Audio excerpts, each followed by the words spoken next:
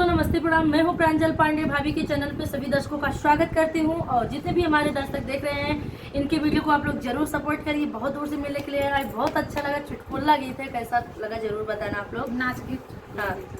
उजरी धोतिया लाल कुरुतवा पिया पुलिसवा भइले ना, उजरी धोतिया लाल कुरुतवा पिया पुलिसवा भइले ना, पुलिसवा भइले ना, पिया पुलिसवा भइले ना, उजरी धोतिया लाल कुरुतवा पिया पुलिसवा भइले ना, उजरी धोतिया लाल कुरुतवा पिया पुलिसवा भइले ना।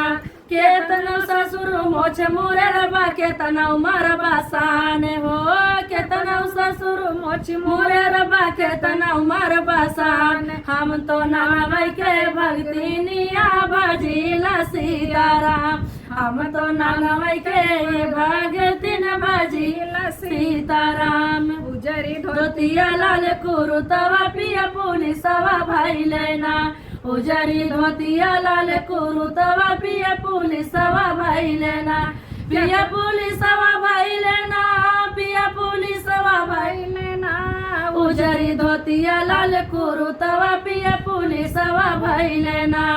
केतनो भसुर मोछ मुरई बा केतना उमर बसान हो, केतना जेठाऊ मोछ मुरे रबा केतना उमर बसान। हम तो नानवई के भगतिनिया बजिला सीताराम, हम तो नानवई के भगतिन बजिला सीताराम। उजरी धोतिया लाल कुरुतवा पिया पुलिसवा भइले ना, उजरी धोतिया लाल कुरुतवा पिया पुलिसवा भइले ना।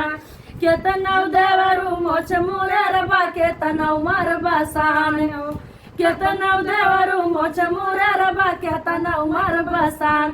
हम तो नानवई के भगतिनिया बजिला सीताराम, हम तो नानवई के हो भगतिन बजिल सीताराम।